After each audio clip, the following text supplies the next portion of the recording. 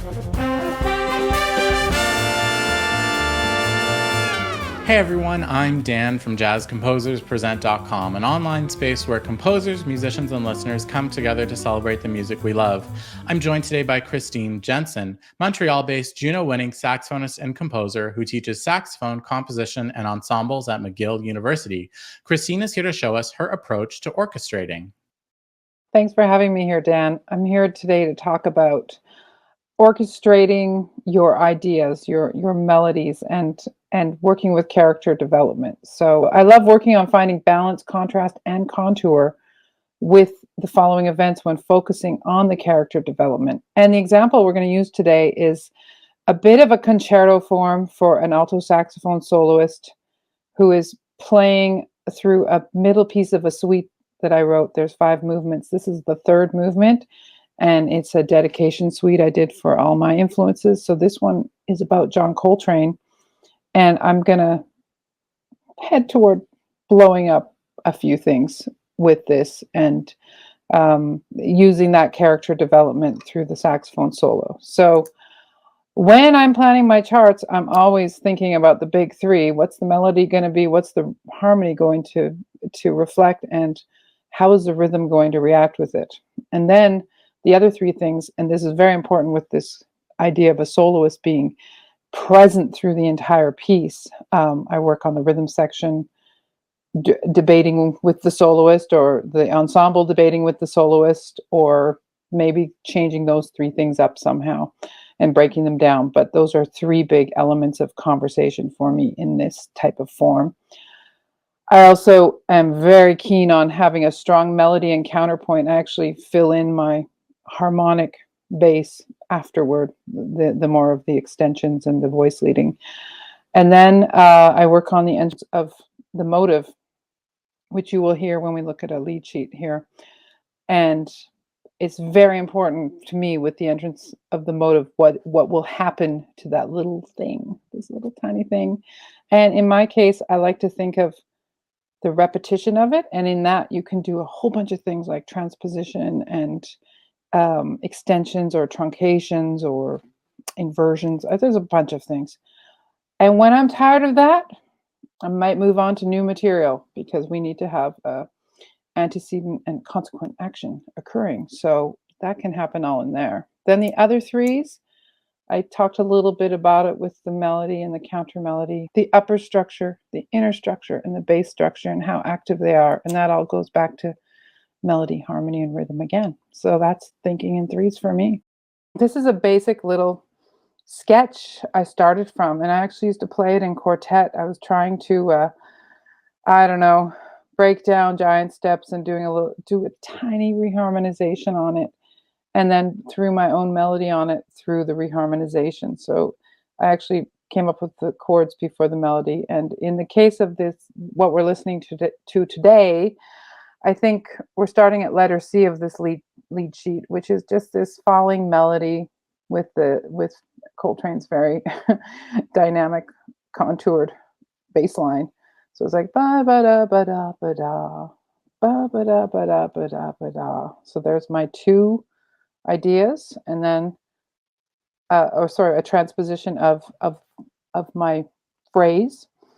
So I've done a repetition, and now I'm gonna do an answer, a little more of a consequent action of response. So I go ba ba ba do get good da, and then I build that up ba ba ba ba ba ba ba da da da da da da, and a release ba bo dee, and that does it again. And if you look at this sheet, I've put a few chords at the bottom, and those chords are all about, I've kind of been going between the Ionian system and the melodic minor system a little bit. In fact, I think that I switched to melodic minor system at the bottom, and I do a transposition there of 2 keys, and you'll hear that. And that to me is where, when we hear the score go by, that's where this development really takes off. So all I had was this sheet that was quite clear with melody, harmony, and form.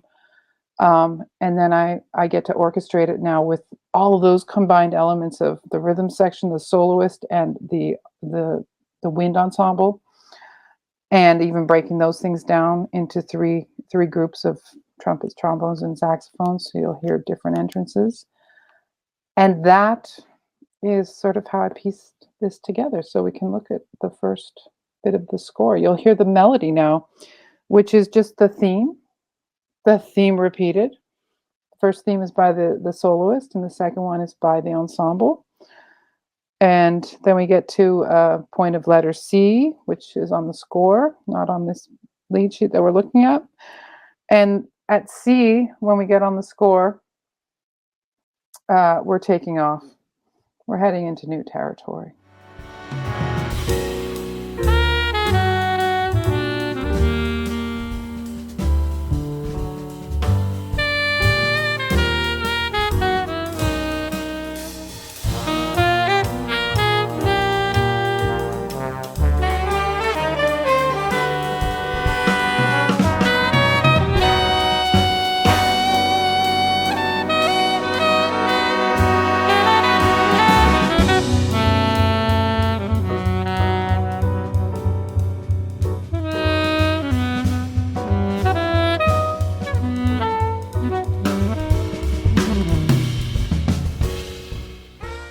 So now we're on to the second listening example. We just stopped where you heard that whole lead sheet go by. And now we're going to go on and hear the ensemble do a response, which is exactly the same theme again, just reorchestrated. And then we're going to head into new territory. This is where I had to come up with shifting the mood, shifting a bunch of color things that go on with density.